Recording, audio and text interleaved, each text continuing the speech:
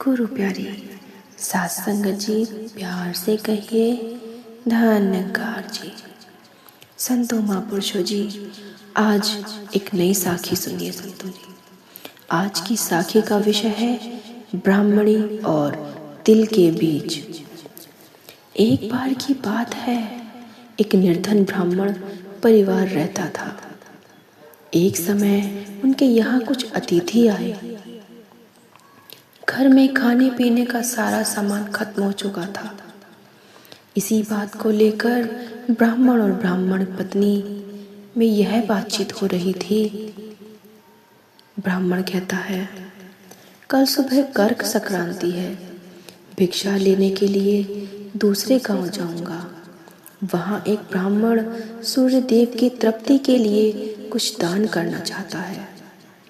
तो पत्नी ने कहा, तुझे तो भोजन योग्य अन्न कमाना भी नहीं आता।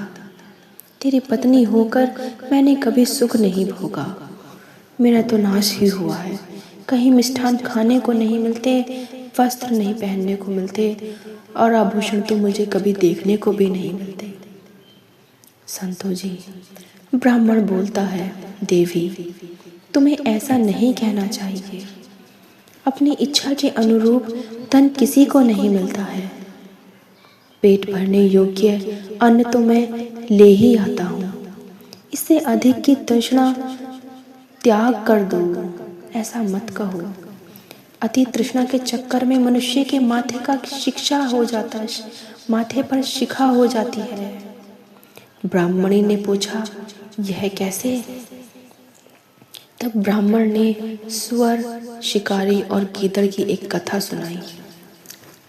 ब्राह्मण ने अपनी पत्नी को सुनाया कि सुनो, एक दिन एक शिकारी शिकार की खोज में जंगल की ओर गया।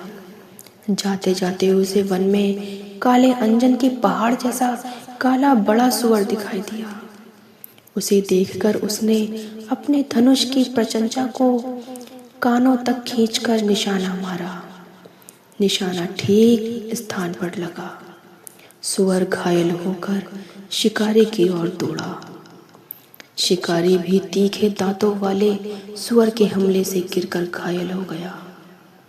उसका पेट फट गया। शिकारी और शिकार दोनों का अंत हो गया। इस बीच एक भटकता और भूख से तड़पता गीदड़ वहां आ गया। वहां सुअर और शिकारी दोनों को मरा देखकर वह सोचने लगा, आज देववश बड़ा अच्छा भोजन मिला है।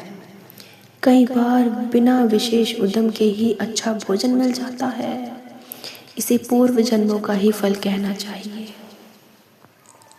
यह सोचकर वह मृत लाशों के पास जाकर पहले छोटी चीजें खाने लगा।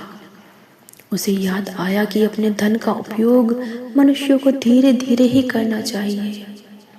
इसका प्रयोग रसायन के प्रयोग की तरह करना उचित है। इस तरह धीरे धीरे धन भी बहुत काल तक काम देता है। इनका भोग में इस रुसवा करूंगा, बहुत दिन तक इसके उपयोग से मेरी प्राण यात्रा चलती रहेगी। यह सोचकर उसने निश्चय किया कि वह पहले धनुष की डोरी को खाएगा। उस समय धनुष की डोरी बहुत प्रचंड तेज चढ़ी हुई थी। उसकी डोरी कमान के दोनों सिरों पर कसकर बंधी हुई थी। गीदड़ ने डोरी को मुख में लेकर चबाया। चबाते ही वह डोरी बहुत वेग से टूट गई और धनुष के कोने में एक सिरा उसके माथे को बेधकर ऊपर निकला आया, मानो माथे पर शिखा निकल आई हो। इस प्रकार घायल होकर वह गीदड़ भी मर गया। ब्राह्मण ने कहा, इसलिए मैं कहता हूँ कि अतिशय लोभ से माथे पर शिखा हो जाती है। ब्राह्मणी ने ब्राह्मण की यह कहानी सुनकर बाद में बोलती है, यदि यही बात है तो मेरे घर में थोड़े से तिल पड़े हैं। उनका शोधन करके कोट छांट कर अतिथि को खिला देती हूँ। ब्राह्मण उसकी बात से संतुष्ट होकर भिक्षा के लिए दूसरे गांव की ओर चल दिया। ब्राह्मणी ने भी अपने वचनानुसार घर में पड़े तिलों को छांटकर शुरू कर दिया। छांट पछोड़ कर जब उसने तिलों को सुखाने के लिए धूप में फैलाया तो एक कुत्ते ने उन तिलों को मूत्र करके खराब कर दिया। ब्राह्मणी बड़ी चिंता में पड़ गई। यही तिल तो थे जिन्हें पकाकर उसने अतिथि को भोजन देना था। वह बहुत सोच विचार में पड़ गई। बहुत विचार के बाद उसने सोचा कि अगर वह इन शोधित तिलों के बदले अशोधित तिल मांगेगी तो कोई भी दे देगा। यह सोचकर वह उन तिलों को छाछ में रखकर घर घर घूमने लगी और कहने लगी, कोई इन छटे हुए तिलों के स्थान पर बिना छटे तिल दे दे।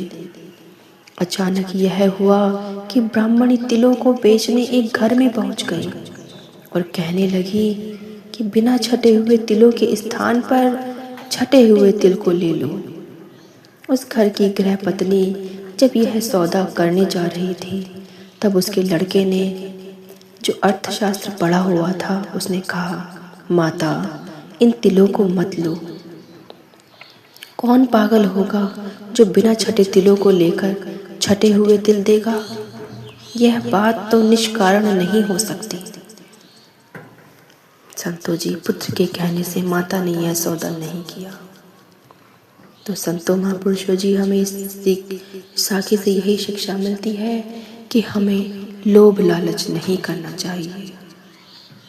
संतों महापुरुषों जी, धन्यवाद जी।